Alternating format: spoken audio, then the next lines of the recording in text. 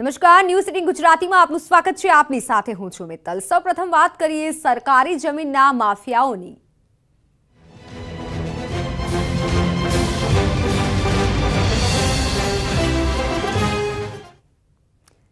મહત્વના સમાચાર। વડોદરાની દંતેશ્વરની 100 કરોડની સરકારી જમીન પચાવી પાડવાના કેસમાં તપાસનો દમદમાટ શરૂ થયો છે। આ કેસમાં રિમાન્ડ પરના આરોપી સંજય પરમારની પણ પૂછપરછ થઈ છે। શહેર ક્રાઇમ બ્રાન્ચે જવાબદાર અધિકારીઓના નિવેદન લેવાનું શરૂ કર્યું, જેમાં પાલિકાના ટાઉન પ્લાનિંગ શાખાના ડેપ્યુટી ટીડીઓ, જુનિયર ક્લાર્ક અને ડ્રાફ્ટમેનને જરૂરી રેકોર્ડ સાથે નિવેદન માટે બોલાવ્યા છે। તો જમીન ધારણકર્તા તરીકે મહીજી રાઠોડનું નામ કેવી રીતે અને કયા રેકોર્ડના આધારે દાખલ થયું તે અંગે સિટી સર્વેના અધિકારીઓના પણ નિવેદન લેવાયા છે। સાથે એફપી 873 પર લક્ષ્મી નિવાસ હાઉસની રજા ચિઠ્ઠી બાબતે પણ પરવાનગી વિભાગના અધિકારીને રેકોર્ડ સાથે બોલાવી ખાતરી કરવા સહિતની કામગીરી શરૂ કરાઈ છે। એચડીએફસી અને આઈઓબી બેંકના જવાબદાર અધિકારીઓની પણ તપાસ શરૂ કરાઈ છે। જ્યારે ખેડૂતના વારસદાર શાંતાબેન રાઠોડની તપાસ માટે અલગ અલગ ટીમો રવાના કરાઈ છે। દંતેશ્વરની 16,000 ચોરસ મીટરની સરકારી જમીન ઉપર 3 માફિયાઓએ ખોટા દસ્તાવેજો બનાવી બંગલો બનાવી ટેનામેન્ટની સ્કીમ લોન્ચ કરી હતી, જેમાં શરતફેર, બિનખેતી અને પેઢીનામાના ખોટા દસ્તાવેજો ઉભા કરી સરકારી જમીન પોતાના નામે ચઢાવી લીધી હતી। આ કેસમાં ક્રાઇમ બ્રાન્ચે 3 ભૂમાફિયાઓ સામે ફરિયાદ નોંધી હતી।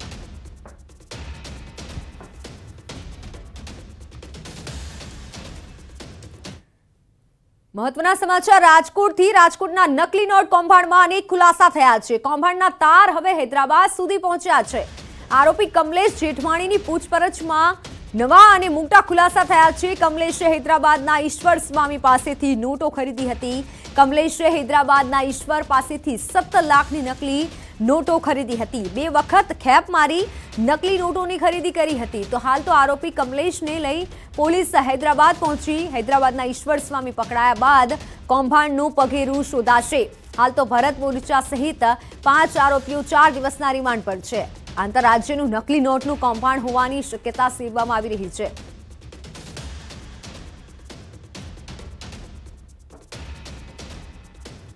તો ગાંજાના નશાએ એક પુત્રને પિતાના લોહીનો તરસ્યો બનાવી દીધો છે। ગાંજાની એક પડીકીએ એક પિતાનું જીવન મુશ્કેલ બનાવી દીધું। ખુદ પોલીસ કર્મીનો જ પુત્ર નશાના રવાડે ચડે ત્યારે શું થાય, એ વેદના અમદાવાદના એક પોલીસ સ્ટેશનના એએસઆઈની આંખોમાંથી સરી પડતા આંસુ સ્પષ્ટ કરી રહ્યા છે। દરેક માતા પિતાએ એમની વેદના, પીડા સાંભળવી જોઈએ।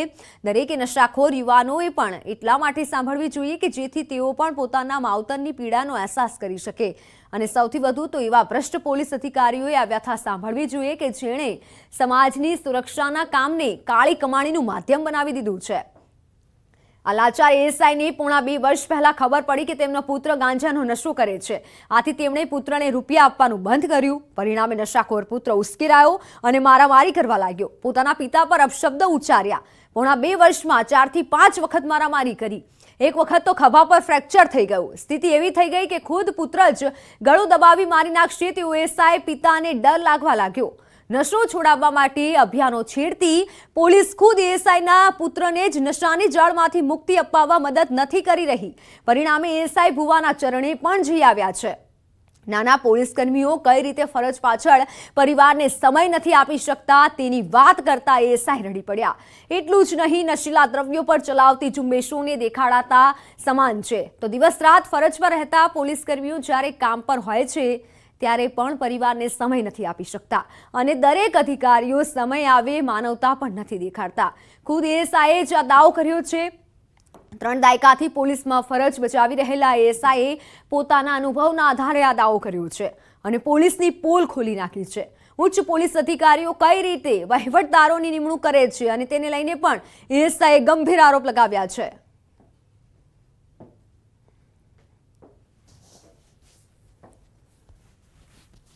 ગુજરાત પોલીસમાં એએસઆઈ તરીકે ફરજ બજાવતા આજે એક મદદ પોકારી રહ્યા છે, કારણ કે તેમનો પુત્ર છે તે નશાના રવાડે ચડી રહ્યો છે।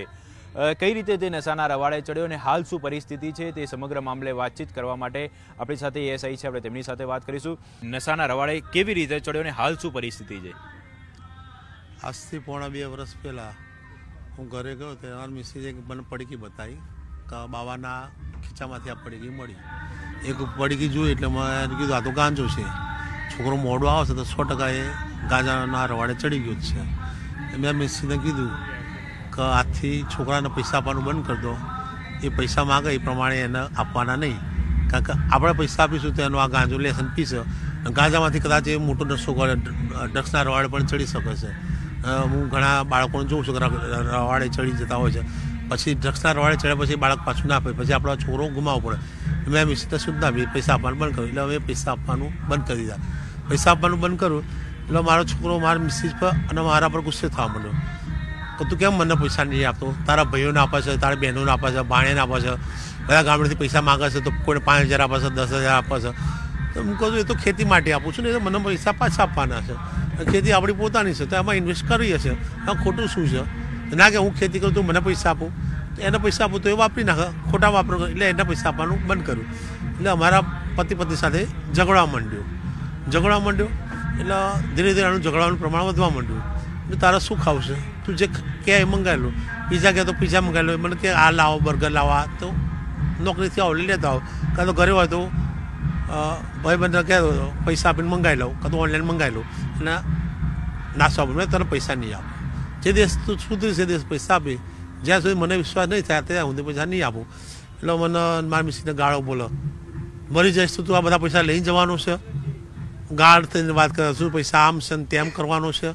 તમે કોઈ પોલીસ અધિકારીઓ જોડે વાતચીત કરી છે, તેમને કોઈ રજૂઆત કરી છે? કારણ કે પોલીસ અધિકારીઓ દ્વારા અત્યારે હાલ જે લોકો યુવાધન છે તે ડ્રગ્સના રવાડે ચડ્યું છે, તેઓમાં જાગૃતતા આવે, તેઓને સુધારવા માટે અનેક પ્રયત્નો કરી રહ્યા છે. તાજેતરમાં મેરેથોનનું પણ આયોજન કરવામાં આવ્યું હતું, હાફ મેરેથોન કરી હતી.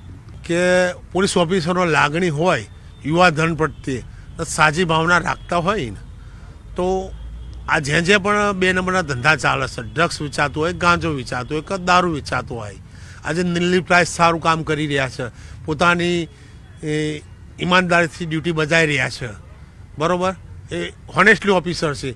એવા 4-5 ઓફિસરો છે જે ઓનેસ્ટલી કામ કરે છે, જેના માટે અમને ગર્વ અનુભવો છે. પણ જે કરપ્ટેડ ઓફિસરો છે કે જેને પૈસા જ જોઈએ છે, 2 નંબર દારૂનું ક્યાં ધંધા થાય, જુગારના ક્યાં ધંધા થાય, ડ્રગ્સ ક્યાં વેચાય, ક્યાં 2 નંબરના બીજા ધંધા થાય, એને એવો રસ્તો એમાં એ આ રોકવા પ્રયત્ન નથી કરતા. એમને તો નીલી પ્રાઇડ નથી ગમતા. આજે નીલી પ્રાઇડને પ્રજા સ્વીકારે છે, જે કરપ્ટેડ ઓફિસર એ નથી સ્વીકારતા. જે પોતે પોતાના દીકરો જે નશાની લતે ચડી ગયો છે તેને હવે સુધારવા માટે પોલીસ અધિકારીઓ પાસે મદદ માંગી રહ્યા છે. કેમેરામેન હરીશ શર્મા સાથે ઋત્વિજ સોની, ન્યૂઝ 18 ગુજરાતી, અમદાવાદ.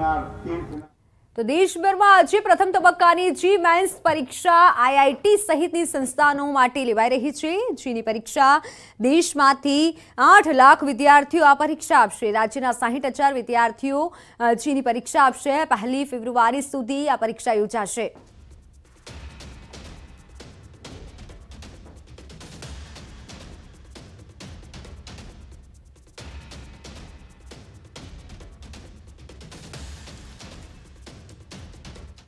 વાત રાજકોટની કરીએ તો રાજકોટમાં આખરે શ્રમિકોને આપવામાં આવતા ભોજનની શરૂઆત કરવામાં આવશે.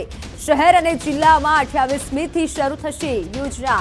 શહેરમાં 9 સ્થળે ભોજન આપવાનું શરૂ થશે. કોવિડના કારણે છેલ્લા 2 વર્ષથી બંધ હતી આ યોજના. 10,000 કરતાં વધારે શ્રમિકો લાભ મેળવશે.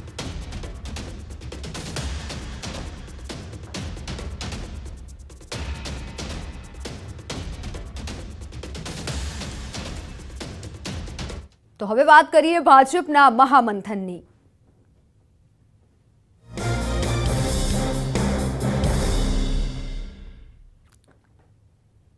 પ્રદેશ ભાજપ કારોબારીનો આજે અંતિમ દિવસ. પ્રમુખ પાટીલના સંબોધનથી કારોબારી શરૂ થશે. વિધાનસભાની ચૂંટણી જીત અંગે અભિવાદન પ્રસ્તાવ પસાર થશે.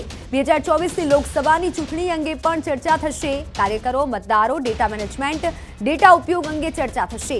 આજની આ બેઠકમાં 3 અલગ-અલગ પ્રેઝન્ટેશન કરાશે. જ્યારે રાજ્ય સરકારની યોજના, સહકાર, સામાજિક અને આર્થિક સુરક્ષા, ભાજપની સામાજિક ભૂમિકા અંગે પણ પ્રેઝન્ટેશન કરાશે. સરકાર ક્ષેત્રમાં રાજ્ય કેન્દ્ર સરકારની કામગીરી સંદર્ભે આ રજૂઆત કરાશે. રાજ્ય સરકારના મંત્રી જગદીશ પંચાલ, હર્ષ સંઘવી પણ રજૂઆત કરશે. સરકાર તરફથી આ પ્રેઝન્ટેશન સહપ્રભારી સુધીર ગુપ્તા કરશે. સંગઠન માટે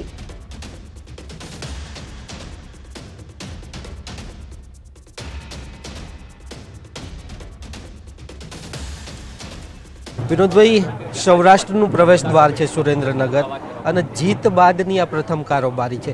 કેવા પ્રકારનો રાજકીય સંદેશ?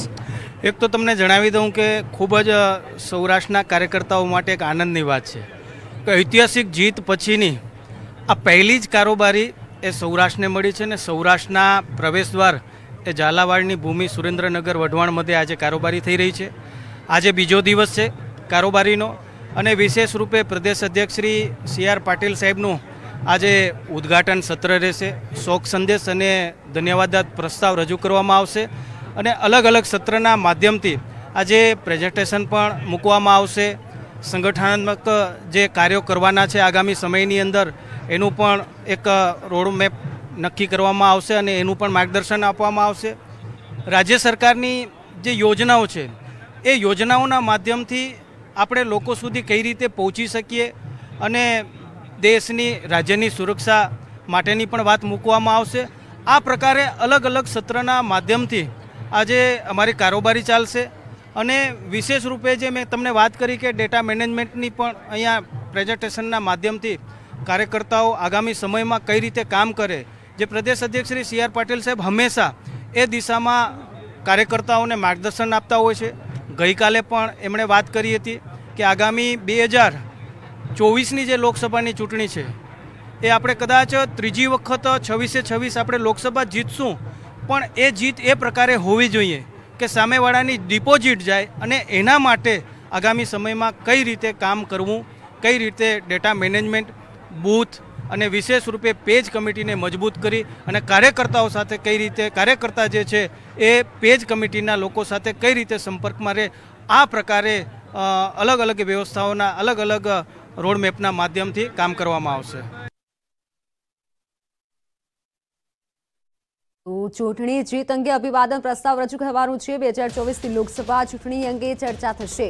ગુજરાતના રાજકારણ અંગે સૌથી મોટા સમાચાર. પ્રદેશ ભાજપનો મોટો નિર્ણય. 2024ની જે ચૂંટણીમાં ભાજપનો હેટ્રિકનો લક્ષ્યાંક છે. સતત ત્રીજી વખત 26 બેઠકો જીતવાનો લક્ષ્યાંક છે. પ્રદેશ કારોબારીમાં લક્ષ્યાંક પાર પાડવા માટે ચર્ચા કરવામાં આવશે.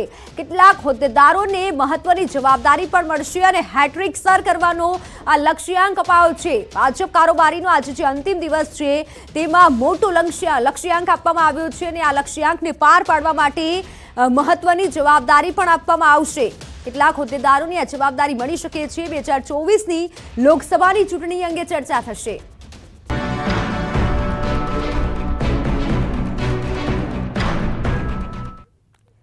Welcome back. નજર કરીએ અને સમાચારો પર તો ગુજરાત કોઓપરેટિવ મિલ્ક માર્કેટિંગ ફેડરેશનની આજે જે ચૂંટણી, GCMMFના ચેરમેન, વાઇસ ચેરમેનની આજે ચૂંટણી, 18 દૂધ ઉત્પાદક સંઘના ચેરમેન આજે કરશે મતદાન. આજે GCMMFના નવા ચેરમેનની થશે નિયુક્તિ. આણંદ પ્રાંત અધિકારીની અધ્યક્ષતામાં ચૂંટણી થશે. હાલ સાબરડેરી ચેરમેન શ્યામળ પટેલ છે.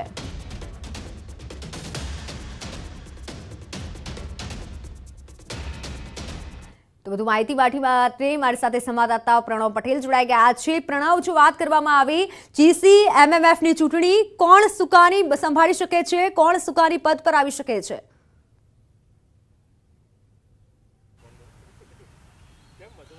મિત્તલ, ચોક્કસ માની શકાય કે સમગ્ર ગુજરાત અને સમગ્ર વિશ્વની અંદર જેની બ્રાન્ડિંગ છે અમૂલ બ્રાન્ડ અને તેની સાથે જ સંકલન જોડાયેલી જે GCMF જે છે તેના ચેરમેન અને વાઇસ ચેરમેન આ ચૂંટણી યોજાવા જઈ રહી છે. આ માત્ર એક ઔપચારિકતા રહેશે, કારણ કે ગુજરાતના જે 18 મુખ્ય જે દૂધ ઉત્પાદક સંઘો હોય છે તેના ચેરમેન અને જે ચેરમેન હોય છે તે પોતાના મતાધિકારનો ઉપયોગ અહીં કરતા હોય છે. માત્ર એક ઔપચારિકતા હોય છે અને એક નામ નક્કી કરી દેવામાં આવતું હોય છે. તે નામ ઉપર પ્રસ્તાવ મૂકવામાં આવતો છે, ત્યારબાદ તે ચેરમેન અને વાઇસ ચેરમેન તરીકે તેની નિયુક્તિ કરવામાં આવતી હોય છે. કારણ કે ચૂંટણી એટલા માટે મહત્વની બની રહે છે અને જે પદ છે એટલા માટે મહત્વનું બની રહે છે કે સમગ્ર ગુજરાતના જે પણ દૂધ ઉત્પાદકો છે તેને લઈને સીધી રીતે જોડાયેલું આ જે સંઘ છે તેને લઈને જ આ ચૂંટણી પણ એટલી મહત્વની બની રહે છે અને તેની સુકાની કોણ સંભાળશે તેના ઉપર સૌ ગુજરાતના જેટલા પણ દૂધ ઉત્પાદકો છે તેની નજર રહેશે. કારણ કે લાખો લીટર દૂધ પર ડે અહીં આવી રહ્યું છે, તો સાથે જ કહી શકાય કે કરોડો રૂપિયાની જે ઇન્કમ છે તે અમૂલ બ્રાન્ડ દ્વારા થતી હોય છે અને સમગ્ર વિશ્વની અંદર અમૂલ બ્રાન્ડ એક વૈશ્વિક બ્રાન્ડ છે તે બની ગઈ છે. તેનું હેન્ડલિંગ કરવાનું કામ જે કરતું હોય છે તો GCMF એટલે Gujarat cooperative milk marketing federation જે છે તે તેનું હેન્ડલિંગ કરતું હોય છે. તેથી ચોક્કસ માની શકાય કે તેના ચેરમેન કોણ બનશે અને તેના વાઇસ ચેરમેન કોણ બનશે તેના ઉપર સૌની નજર રહેશે. તંત્ર તરફથી જે આણંદના જે પ્રાંત અધિકારી હોય છે તેના તરફથી આ ચૂંટણી છે તે આયોજિત કરવામાં આવતી હોય છે.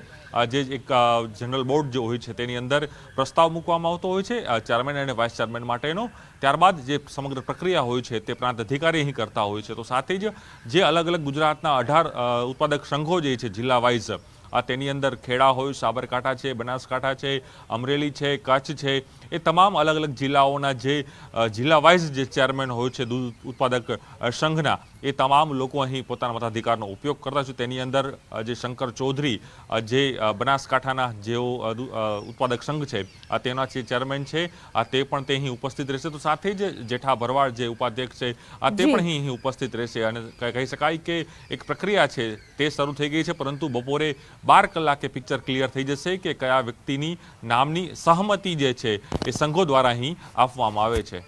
બિલકુલ પ્રણવ, આભાર સમગ્ર માહિતી બદલ.